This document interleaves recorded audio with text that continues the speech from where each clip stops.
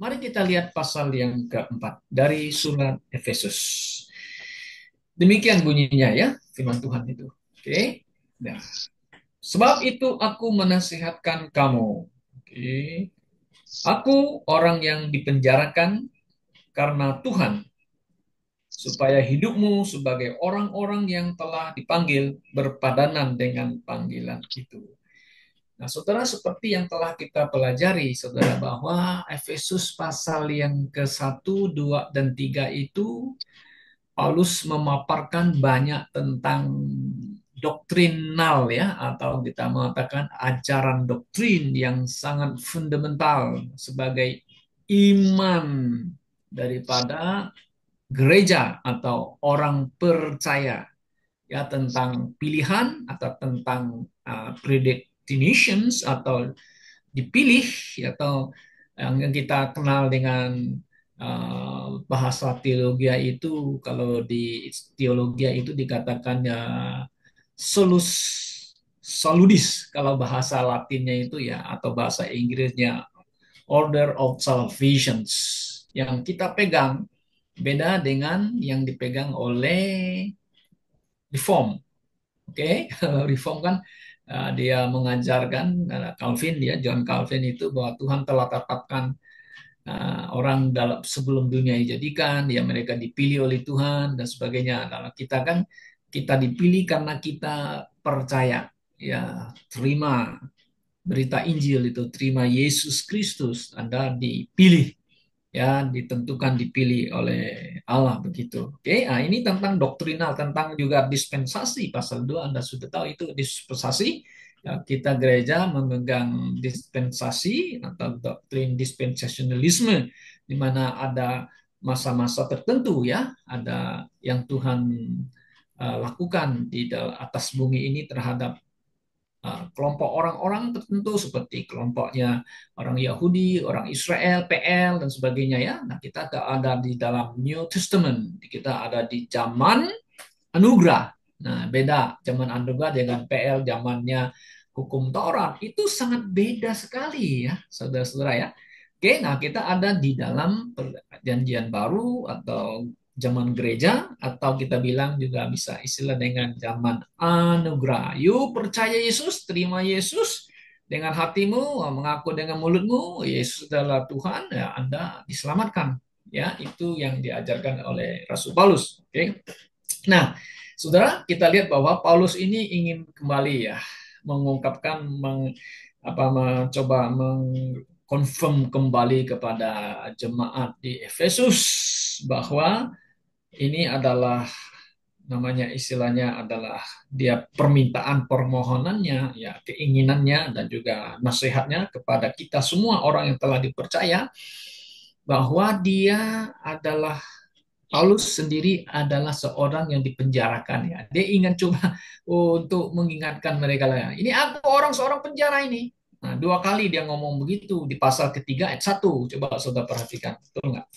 Pasal 3. Nah, itulah sebabnya aku ini, tegaskan nggak? Aku ini, Paulus, orang yang dipenjarakan. Kenapa? Karena Kristus Yesus. Ya coba kembali lagi ya. Jadi di pasal 4 dia kembali lagi. Aku orang yang dipenjarakan. Kenapa? Karena Tuhan. Itu pakai Kristus, Tuhan ya. Tuhan Yesus Kristus sama ya. Oke. Supaya hidupmu sebagai orang yang telah dipanggil berpadanan dengan panggilmu. Hidupmu sebagai harus sesuai dengan panggilan itu ya. Your calling, itu kan panggil ya harus worthy of you calling ya. Panggilanmu itu harus sesuai dengan panggilanmu, hidupmu. Ya, Paulus mau supaya orang-orang percaya, orang-orang Kristen yang telah dipanggil itu untuk apa? Panggil untuk telah menerima kasih karunia kan? Nah, memang ada yang dipanggil untuk pelayanan, ada. Oke, nah ini konteks ini itu panggilanmu apa? Secara umum, yuk dipanggil untuk apa? Kita dipanggil, ya, supaya kita setelah yang telah percaya menerima anugerah Tuhan itu, ya bagaimana hidupmu, panggilanmu itu sesuai dengan ajaran Paulus nggak, sesuai dengan firman Tuhan nggak, kan begitu. Nah ini adalah aplikasi. Jadi kita lihat ya bahwa di dalam pasal 1, 2, 3 doktrinal penuh, dan sekarang masuk ke pasal 4, 5, 6 nanti praktikal. hidupnya tuh dipraktek. Makanya itu ya harus ada balancing ya. Paulus mengatakan itu ya. Doktrin kita pegang. Dan doktrin tanpa ada praktek itu kan lemah ya. Harus ada balancing. Praktek. Praktek banyak kalau doktrinnya lemah, nah itu juga nggak bagus. Harus balancing gitu ya. Harus balance. Nah, you dipanggil berpadanan dengan panggilanmu apa? Nah, ayat 2 baru dia mengatakan demikian. Hendaklah kamu selalu apa? Rendah hati, lemah lembut, dan sabar. Tunjukkanlah kasihmu dalam hal saling membantu. Nah, di sini ada tiga unsur atau kita katakan tiga virtues. Bahasa Inggris virtues itu kebajikan. Kalau kita lihat kebajikan itu tuh ada hubungan dengan karakter ya, sifat manusia dalam diri kita. Tapi Paulus di sini pakai tiga virtue itu yang pertama adalah rendah hati, yang kedua lemah lembut, dan yang ketiga adalah sabar. Kenapa saya pergi pikir kenapa ada tiga kata yang dipanggil apa yang ditulis ini ya? Dia mengatakan kamu harus selalu ya sifatmu rendah hati, ya, lemah lembut dan sabar ya. Nah ini ada tiga. Tiga itu kalau dalam Alkitab selalu menunjukkan ada Trinity ya, iman, pengharapan, kasih, yang tinggal sisakan adalah ya pengharapan, iman dan kasih ya.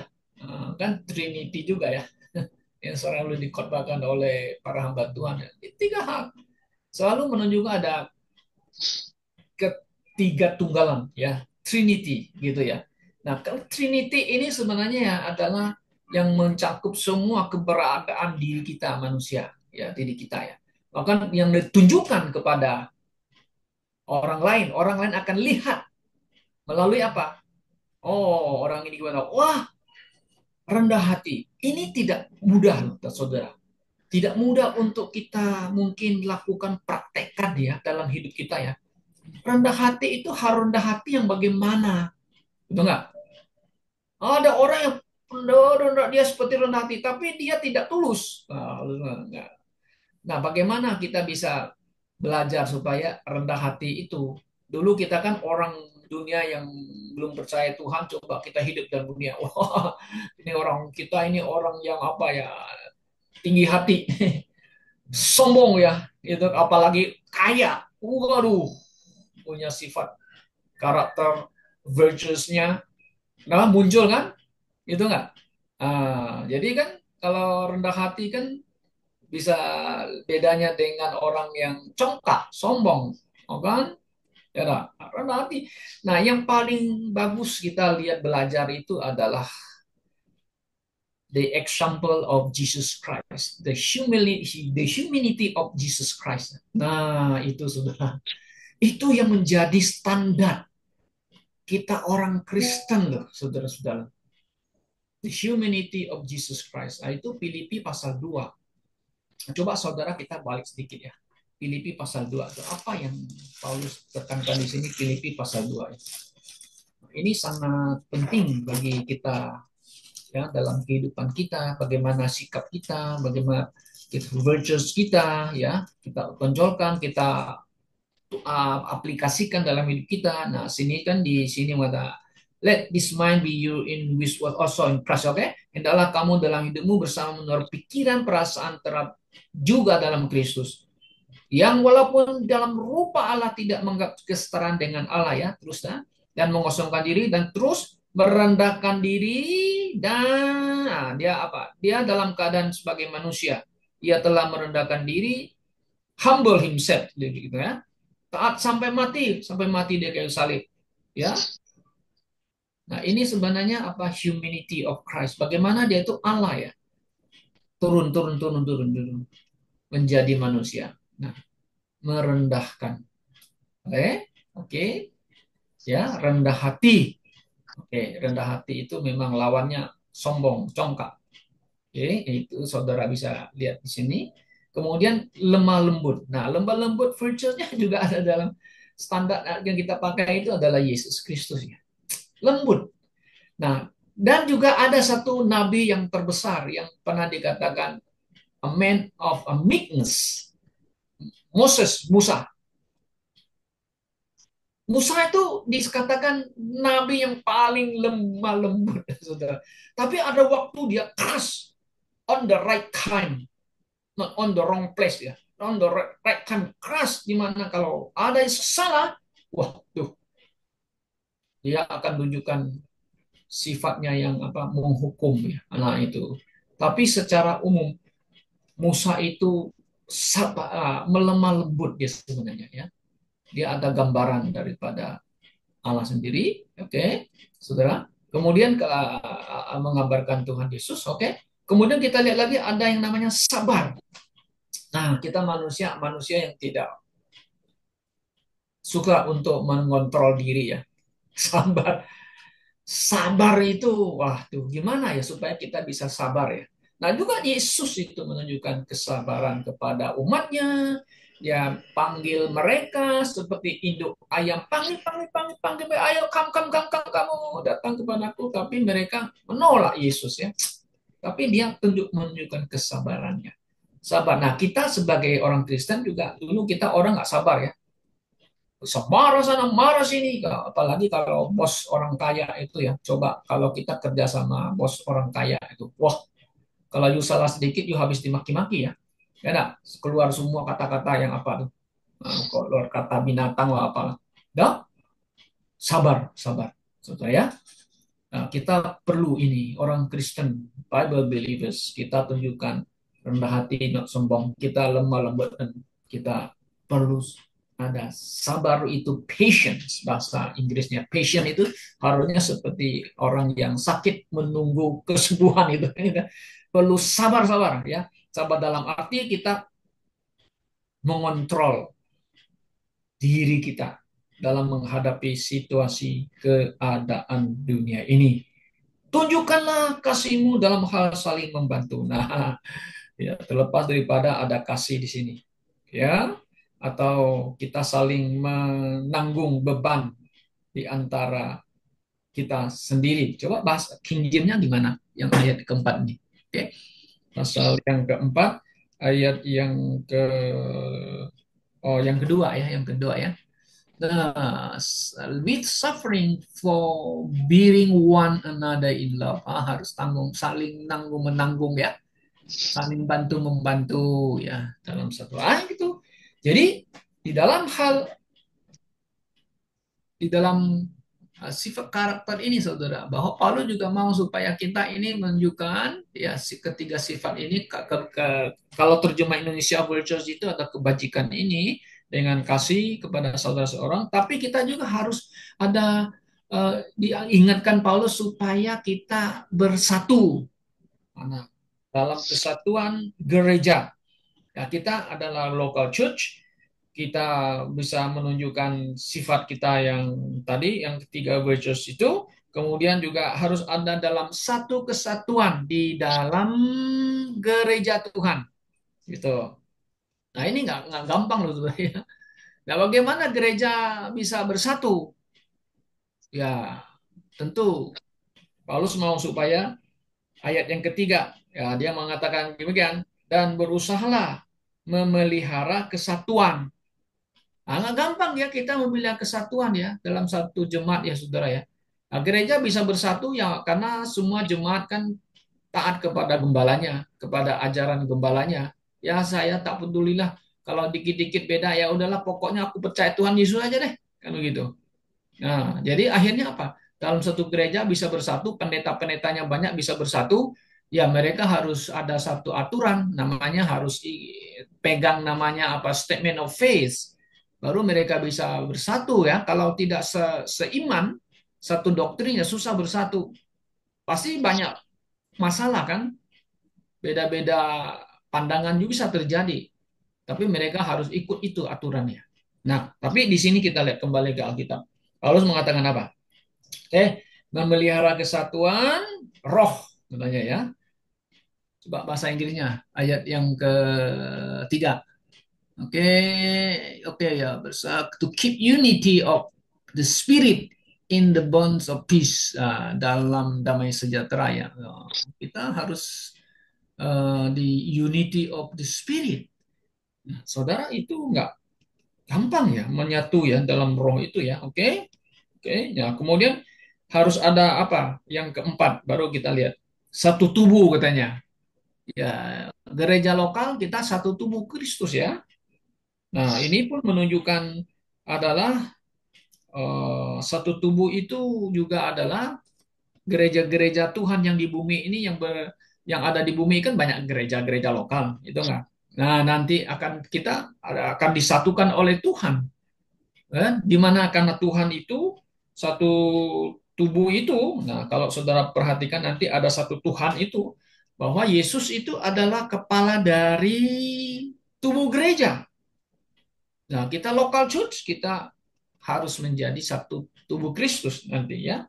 Nah, memang ini menunjukkan adalah gereja yang sepertinya universal church ya. Tapi kita tidak menganut itu yang konsep manusia universal church yang mengatakan semua gereja berbeda-beda tapi satu ya. Kita tidak mengakui itu. Yang kita mengakui adalah gereja lokal yang milik Tuhan, yang telah benar-benar milik Tuhan nanti akan disatukan. Tapi dalam local church kita harus satu tubuh, nggak boleh berbeda-beda. Ya, satu tubuh, oke? Kemudian kita lihat ada satu roh. Nah, satu roh ini sebenarnya kan adalah mengenai Roh Kudus yang diam di dalam diri kita, dalam gereja. Ya, kalau saudara lihat lagi di pasal 2:22 ya. Pas Efesus 2 ayat 22, apa yang dikatakan sini? Di dalam dia kamu juga turut dibangun menjadi tempat kediaman Allah di dalam roh. Ya, ya, tubuh kita, bait suci, tempat kediaman roh. Sebagaimana kamu telah dipanggil kepada satu pengharapan. Ya, tentu kita satu pengharapan lah. Yang terkandung dalam panggilanmu. Panggilanmu itu kan di mana kita yang telah percaya kan, yang terima anugerah kasih anugerah. Nah, kemudian dia mengatakan lagi di dalam ayat 5, satu Tuhan. Tidak boleh ada dua Tuhan. Hanya satu Tuhan, yaitu Tuhan kita Yesus Kristus yang adalah kepala tubuh itu, kepala gereja. Eh, Kita tidak mengakui Paus itu kepala gereja universal. Karena apa? Karena Roman Catholic kan universal church, ya universal. Kepalanya Paus. Oh, kita tidak mengakui ya. Sekarang kan mereka kan sudah menghimbau supaya mereka yang gereja Protestan itu you must come back to the mother, istilahnya mother church. Dulu you keluar, sekarang you must come back. Ya kan? Ya sekarang sudah mulai satu-satu bagaimana gereja-gereja yang dulu itu sudah mulai balik ke sana loh saudara. Nah kita Bible believers no, kita percaya Yesus lah kepala gereja kita, oke? Yang kemudian di ayat yang keempat ya, ayat yang kelima, Orang yang salah kan nomor satu. iman itu adalah kepercayaan local church, doktrinal. Kadang-kadang kita mengatakan ini iman saya atau kita katakan ajaran saya, iman yang saya pegang. Oke. Kemudian satu baptisan. Baptisan apa? Ya, di sini kita telah dibaptis kan di dalam Yesus Kristus kan? Ya kan? Bisa ada dua pengertian ya. Waktu saudara percaya dan saya percaya, kita dibaptis air yang melambangkan mati bersama Yesus Kristus dan bangkit bersama Kristus, ya kan? Nah, ada lagi yang disebut dengan satu baptisan itu di mana Roh Kudus membaptis kita ke dalam tubuh Yesus Kristus. Oke, kemudian satu Allah. Ya, di sini kenapa ada satu Tuhan, satu Allah lagi ya?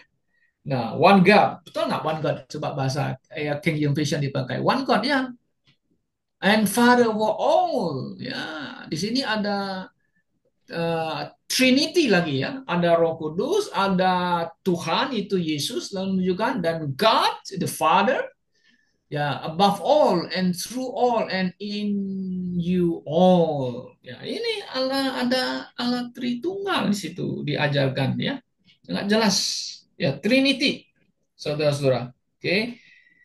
Ya, jadi jelas Paulus ingin supaya orang-orang percaya, yuk tunjukkan you punya sifat benar kan, kemudian juga harus memelihara kesatuan satu gereja, oke, satu ajaran, satu doktrin dan sebagainya. Nah, kemudian kita lihat ayat yang ke-7 ya, ayat 7. Nanti ayat 7 ini kita akan lanjut nanti minggu apa Rabu yang akan datang. Nah, ini adalah menyangkut mengenai gift atau karunia ya di dalam satu gereja di mana Paulus mengatakan Tuhan Yesus telah menetapkan di dalam satu gereja, satu tubuh Kristus itu ya ada karunia yang diberikan untuk membangun jemaat Tuhan. Oke. Nah, saya coba perhatikan saudara di ayat yang ke-11. Di ayat yang ke-11 sebagai penutup kita kata begini, dan ia yang memberikan baik rasul-rasul maupun nabi-nabi, baik pemberita-pemberita Injil maupun gembala-gembala dan pengajar-pengajar. Maksudnya apa? Untuk memperlengkapi orang-orang kudus bagi pekerjaan pelayanan, bagi pembangunan tubuh Kristus. Nah, jadi dalam kesatuan tubuh Kristus, ya kita lihat ada karunia yang Tuhan berikan kepada setiap orang percaya, ya karunia untuk menjadi apa baik sebagai rasul. Nah itu karunia maksudnya nanti jabatan itu. Nah, nggak semua orang dipanggil menjadi rasul kan? Itu enggak. Hanya ada 12 rasul dan yang terakhir itu lihat Paulus. Nah, Paulus itu memang rasul yang unik ya. Oke, beda dengan rasul yang 12 itu yang bersama Yesus selama 3 tahun setengah. Tapi Paulus dia, dia Tuhan menampakkan diri, memanggil dia menjadi rasul Kristus. Nah, ini jabatan jabatan di dalam gereja. Nah, sekarang nabi-nabi. Nah, sekarang nabi-nabi itu di New Testament itu memang agak sedikit ya diungkapkan siapa aja nih nabi-nabi ya. Tetapi saudara, kalau kita lihat kata rasul itu sendiri, nanti kita akan bahas itu memang sifatnya adalah apostol itu yang diutus. Kalau nabi itu sifatnya adalah dia yang menyampaikan apa yang Tuhan mau Tuhan sampaikan. Dia hanya penyambung lidah. Itu nabi-nabi sifat nabi-nabi kan. Ya, Tuhan berkata kepada Musa, begini-begini, yuk pergi ke Mesir, bebaskan. Nah, itu dia utus. Ya, seperti rasul juga memang diutus. Gitu loh. Nah, nabi-nabi juga menubuat. Nah, gitu. Nah, kalau kita lihat ini jabatan rasul dan nabi ini ya sebenarnya ada hampir kebersama apa ada namanya apa? Ada kebersamaannya itu ya. Ya, Paulus juga ada memprediksi tentang akhir zaman dan sebagainya. Petrus juga ada kan tentang akhir zamannya. Itu sifat nabi ya, menyampaikan firman dan juga bernubuat memprediksi apa yang harus akan terjadi. Nah, kemudian ada jadi pemberita Injil. Nah, itu yang evangelis-evangelis. Kemudian baru gembala-gembala ya. Gembala itu biasanya juga uh, yang diangkat menjadi menjaga orang-orang percaya di dalam satu jemaat. Oke, dan juga pengajar. Oke. Nah, saudaraku yang saya kasih dalam Tuhan, kiranya firman Tuhan malam ini yang kita belajar boleh ya mengingatkan kita kembali supaya kita boleh menjadi orang-orang Kristen yang menunjukkan bagaimana sikap kita sebagai orang percaya, rendah hati, lemah lembut, sabar, dan menjaga memelihara kesatuan roh di dalam gereja lokal. Kiranya Tuhan memberkati kita semuanya. Amin.